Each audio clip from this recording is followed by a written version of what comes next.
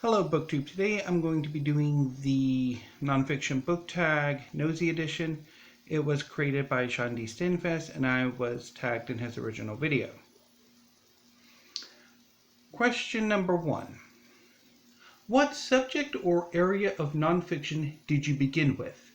Was it history, biography, science, economics, archaeology, anthropology, math, etc.?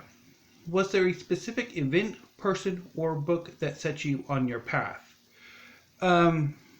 So the first two nonfiction books I for sure remember having read are biography.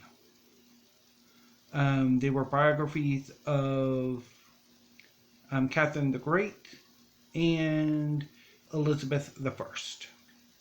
And I read them, I want to say sometime in junior high, and quite enjoyed them. There was no specific reason I picked them up. I probably might have seen the books lying around or on display or something and just randomly checked them out. Or at least I don't remember there being a requirement for that.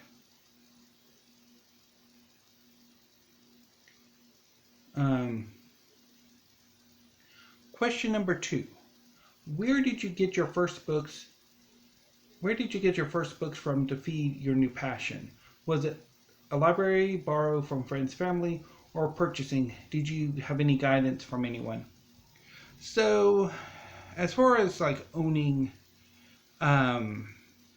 or acquiring books, a lot of my early nonfiction came from the library, probably. Although I did buy some, or have some gifted to me. The first nonfiction book I actually remember owning, for sure, was Towards a Theory of Everything, and I have no idea who wrote it. Me and my family went to the Houston area to visit relatives. My grandparents had moved back down there, and at the time most of my relatives lived in the Galveston area, and Galveston is close to Houston. I mean, it's in that metropolitan area, and one of my aunts took us to NASA, and we went to the NASA gift shop. And in the NASA gift shop, I picked up Towards a Theory of Everything. Now, being probably an early teenager or even preteen, excuse me, at the time, that book, when I tried to read it, went completely over my head. Another book I remember owning, I also had an astronomy book, too, that I'm remembering now. And I also had a book on insects that I'm not entirely sure what the context was, now that I'm thinking about it. And later on, more of the other books I remember from my teenage years that I bought or was gifted. At the time, most of them were gifted. Had no money of my own, so obviously they were gifts. I bought a book on algebra, ferns, spiders, and some kind of birds from Dover. And again, 8th grader, all of those books went completely over my head. I was nothing if not an ambitious reader, or wanting to be Poison Ivy. One of the two. And I don't have any of those books anymore. I do have 2, though, other books that I had at the time for my teenage years. One is Dionysus, Archetypal Image of Indestructible Life by Carl Karenyi. and The Gods of the Greeks by Karenyi. I also had a book on shamanism by Mircea Eliade, which I don't have anymore. Yeah.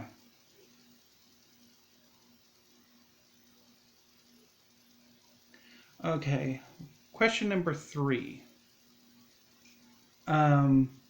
Is your first love still the love of your nonfiction reading life? Or was it a gateway to other subjects that took over as number 1? In the words of Shawn the Book Maniac, I'm a hoe. Well, actually, I'm more of a slut. So, I started off with biography, didn't stick with biography. Subject-wise, my first love arguably would have been ancient history and mythology, or at least sort of the ancient history. Obviously, why I have like these, the Karenyi books and the Eliade books, but I also fell in love with science, astronomy, biology. One time, I really wanted to be a biologist, and that phase where pretty much you want to be something new every few months. But I really wanted to be, for most of my middle school years and possibly the beginnings of my high school years, I wanted to be a biologist.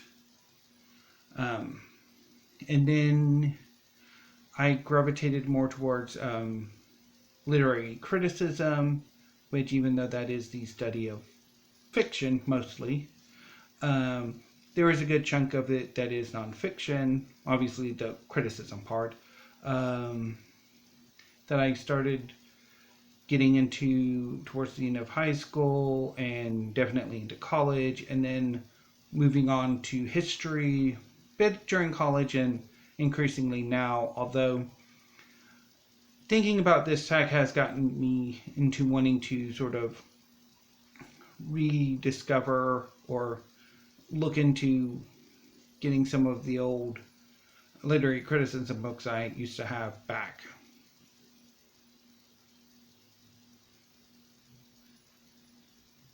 So, and I still do have a soft spot for ancient history, although I don't really have a whole lot of that in my collection.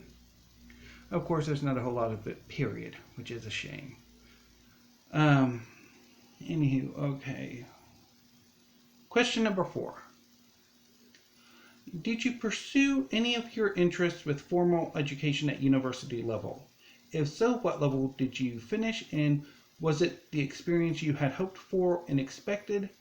Have you made it your profession?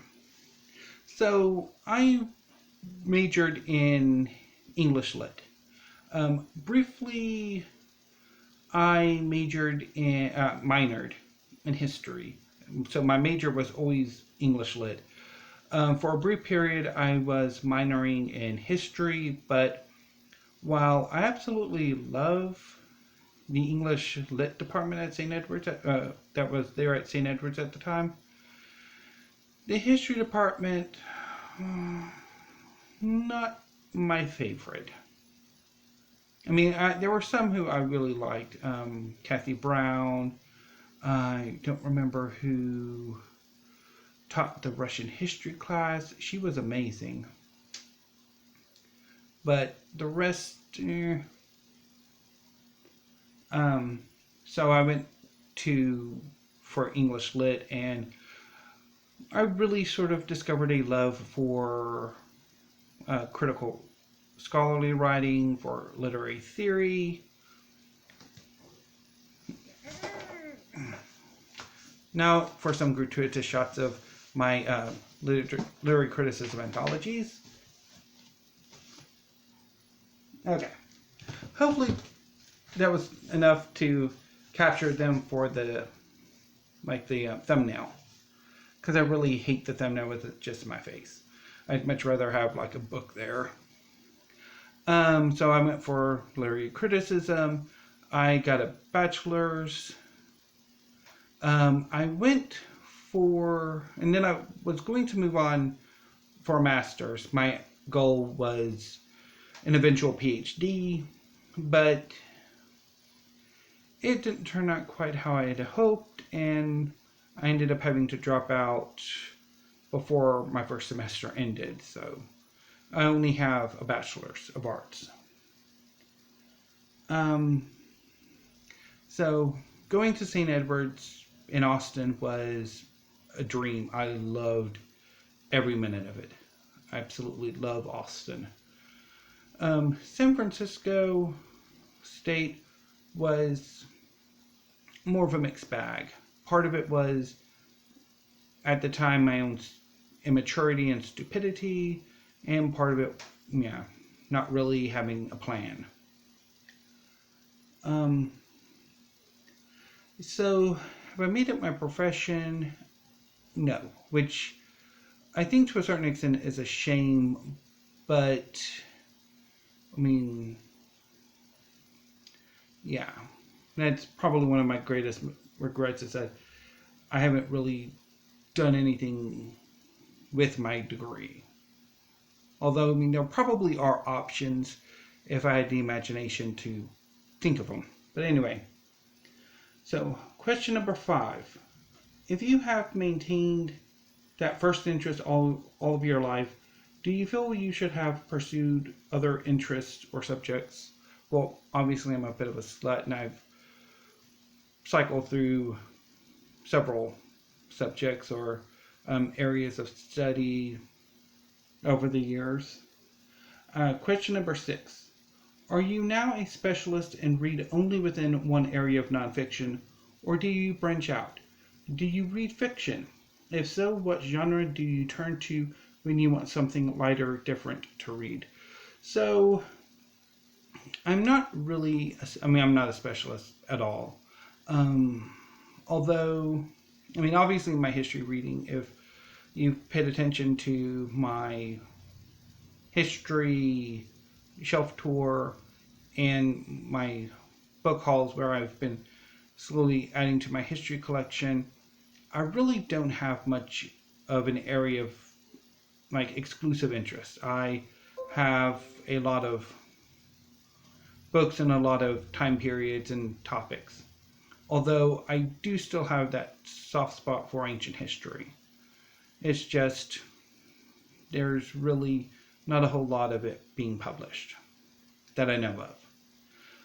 As far as English lit goes, or literary criticism goes, my area of study would have been 20th and 21st century lit, with probably also a bit of a focus on literary theory, because I do kind of have a thing for literary theory.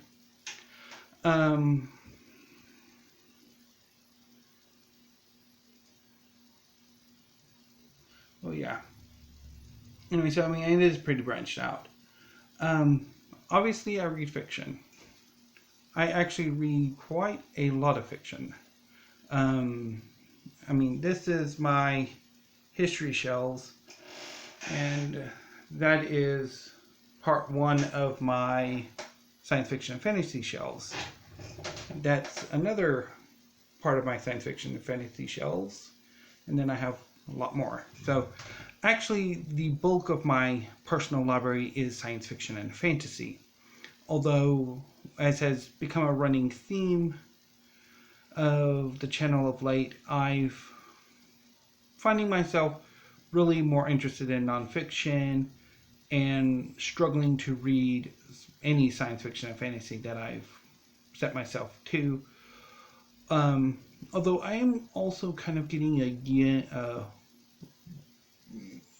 kind of wanting to read some literary fiction, maybe some poetry. Although, yeah, usually when I do get these urges, particularly with literary fiction, it's like, what was I thinking? I'm not particularly thrilled with this book, but you never know.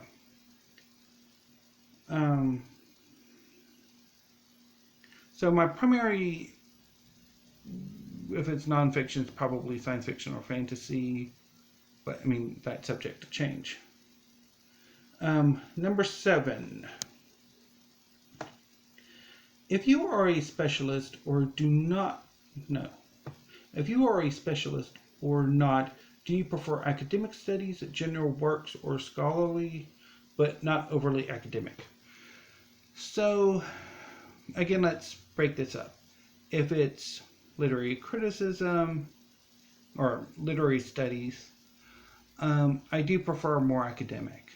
Again, gratuitous theory anthology show. I do really prefer academic studies, whether it's like the theory or essays in academic journals. I actually have a collection of scholarly essays that I've collected over during my college career. Now, when it comes to history, I tend to prefer, I think, scholarly, but not as academic or possibly general works, because I find academic history to be a bit too focused on subjects that I'm not necessarily interested in all the time, even though they might be interesting, but it's more like super focused for my taste. Although there are some really good academic studies. J.L. Lane Smith's Last Medieval Queens, I think, probably comes to mind. So that sort of thing. Okay. Number 8. Do you collect books in your area of interests? Or do you read and pass the books on, sell, or borrow almost exclusively from a library? If you do collect, do you prefer hardcover or paperback?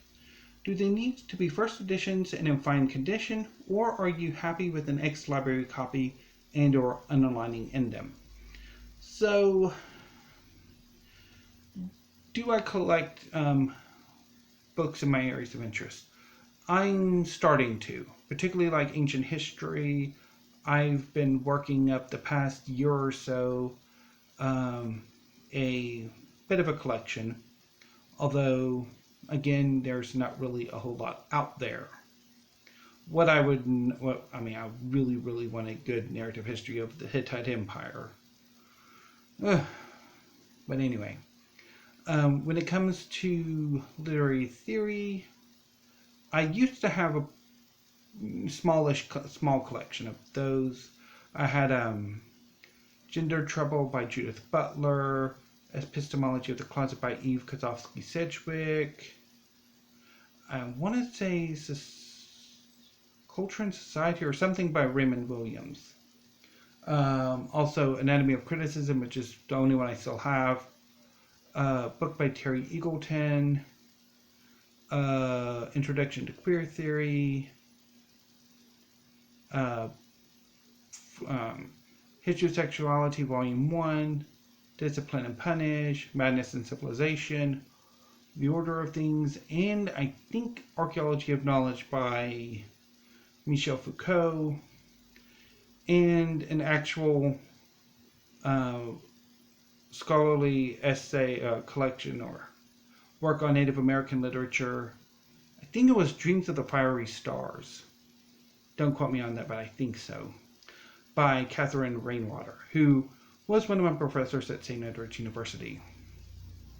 So, but I've since gotten rid of almost all of those books, and as I think I've mentioned a few times in this video, I kind of regret that, and I'm thinking about maybe trying to recollect them. Although I probably should check them out from the library or something like that before I make any hard decisions on that. I have in the past really borrowed almost exclusively from the library, but lately I've wanted to add more books to my own personal collection, rather than checking them out from the library repeatedly, particularly since a lot of these books would have to be interlibrary loans, and I don't particularly want to pay the interlibrary loan fee or wait an eternity for the books to finally come in. Now, hardcover or paperback, I don't care. Either way is good for me. And I'm okay with ex-library copies. I mean, I do have quite a few ex-library copies in my library, so I really don't have much of a issue with them. The only problem might be if I do get a desire to purge my collection. Yeah. What exactly I could do with those books, because they're not terribly resellable. Cheap to buy, though. I mean, they are fantastic price. I mean, $1.45 or maybe slightly more, but I mean, it's a good deal. Prompt number 9. Do you collect exclusively newer publications, or do you enjoy reading what writers had to say on your subject in the past as well? What is the oldest book you have, either original edition or a reprint of an older work? I do think I tend to prefer newer works, generally speaking, because their interpretations, the research, are more up to date and aren't necessarily prone to weaknesses in research or weaknesses in interpretation or biases that earlier works would have. I know I think I might still have it. There is a History of Ancient Greece that I bought from the St. Edward's Library, or I might have just picked it up, because St. Edward's, at the time, I don't know if they still do this, would have like I guess they were unhauling books or withdrawing books from their collection, and just generally getting like a book sale, and they put them out on these little carts, and you could pick them up and go in and buy them. And I think I bought a History of Ancient Greece from like the 60s, and its treatment of Greek homosexuality was very judgmental. And yeah, so older books kind of do have those kinds of problems, which newer books for a contemporary audience don't necessarily have, although clearly future audiences probably will have problems with them. So what is the oldest book I have? That one I think I'm going to have to look real quick.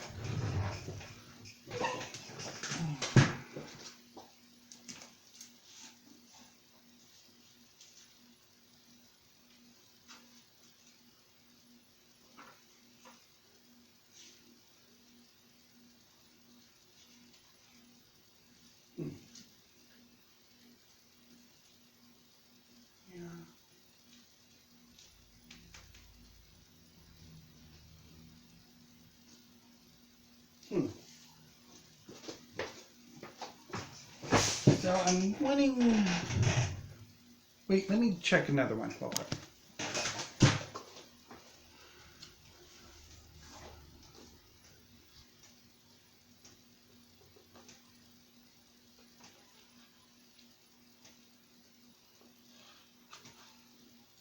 I'm going to get a copy of this one if I want to. Okay.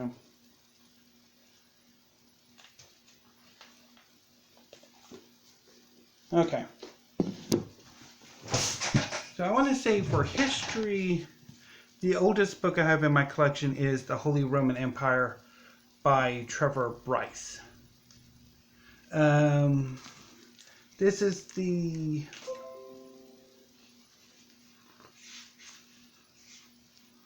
1963 edition, and it was a book that was in the St. Edward's. No, I am wrong. It was the Wickham-Clinton County Library System had this book, and they discarded it, and I picked it up probably at a Friends of the Library book sale.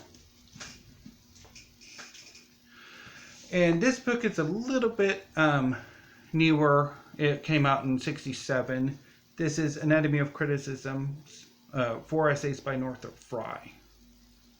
So very sort of beat up edition. But I've actually read, I think I checked it out from the library at St. Edward's, and then went ahead and bought it because I bought this edition in San Francisco.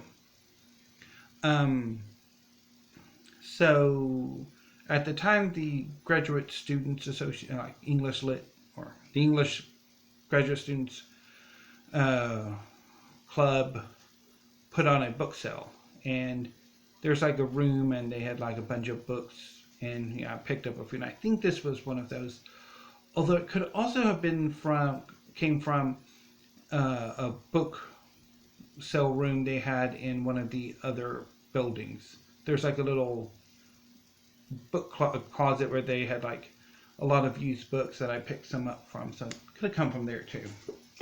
One of the two.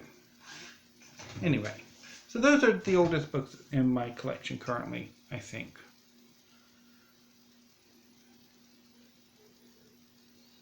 Okay, number 10.